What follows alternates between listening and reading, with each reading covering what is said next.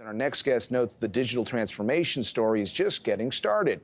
Hatem Dhiab is managing partner of Gerber Kawasaki, an investment management firm overseeing more than $2 billion in assets. And he's been kind enough to join us this morning. Nice to see you. And it's interesting. As much as everyone has had a bearish view on tech, and we could go all hour through the macro reasons why, people had so much conviction in this sector a year ago. You live and breathe this area. What's your general sense of the road ahead? Hey, John, good morning, and thank you for having me. Listen, I think, as you said, there is no shortage of bad news. But ultimately, as bad as things have been, a lot of these companies are good. We call this like a mini tech bubble, but with much, much better fundamentals. So if you're looking at companies that have down 40, 50, 60%, but are growing revenues, have solid balance sheets, and really products are still wanted heavily by consumers, you got to be able to buy these. You got to dip in and pick up some of these names. It is interesting, and I would love to sort of, if you could give our audience examples of companies that meet the criteria of growth, but also solid balance sheets. I was looking through the Bloomberg terminal. I mean, there literally is no shortage of companies that are in incredibly strong fiscal shape. Which would lead you to believe, when you hear the headlines around the internet bubble from more than 20 years ago, sure, there are new entrants to the investment world that are troubled right now. They don't have the metrics that work that well. But then you have this group of companies that actually do. So give us a sense on what you look for in a company right now and maybe a few individual names. So we start, first of all, with, again, a strong balance sheet, but also pricing power, the ability to pass on any inflationary pressures. Also, products that really want it, products that are maybe leaders in their strategies or in their field. So think of a Microsoft, for example, to start with the big cap techs, right? It's literally has 4 or 5 businesses that are growing tremendously: digital transformation, cloud, and so forth. NVIDIA, another great company, well run, one of the best CEOs in tech, amazing balance sheet, growing revenue at 30, 40%. Yet the stock is down 70%.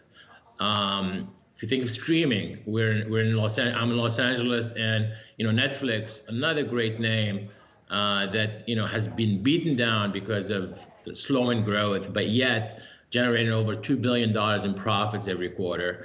So these are just some of the names that we're thinking about that we can really pick some. That's a very helpful list. I'll jump in on Netflix only because we're about to kick into earnings season, and we'll get the latest financials from them a little bit later this month. Hatem, obviously, one of the knocks against Netflix has been, well, there's a lot more competition out there right now. Hollywood has caught up.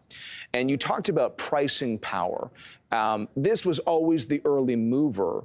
Do you feel that early mover advantage has evaporated? No doubt, no doubt. And I'll go out on the limb here and I'll say definitely Netflix is beaten down because all of that competition, and especially from Disney, Apple, and Amazon, who are really formidable players in the space. But you got to understand, Netflix is a global story. It's not just the U.S. story. Yes, maybe they have a saturated U.S. market, but there is, they have 220 million subscribers, but there is over 1 billion households in the world that can have some kind of a streaming service. And Netflix just needs a sliver of that. So I'll go out on a limb and say at 15 PE and at 70% discount, it's a stock that I'll buy. Okay, helpful context. And really quickly before I let you go, I mean, we literally just got through a segment where our guest was advising defense. For those who are trying to figure out how tech fits into the portfolio, what would be your advice? I mean, what kind of time frame do you have to have for these names in terms of what's looking like it could be a very challenging economic environment for at least 1 to 2 years here? Yeah, listen, there is no reason for you to jump in today and buy everything. The recessions do not correlate directly with markets, right? So a lot of people are talking about recession. I don't think we are in that camp. But you can really start looking at names right now and buy a little bit, knowing that things may get a little tougher because rates keep going up and we may get a slowdown, and then you can always add into some of these names. However, you can't wait for things to get really, really good before you jump in and buy into these names, because by that time you see the market recover. The market is always looking 6 to 9 months ahead.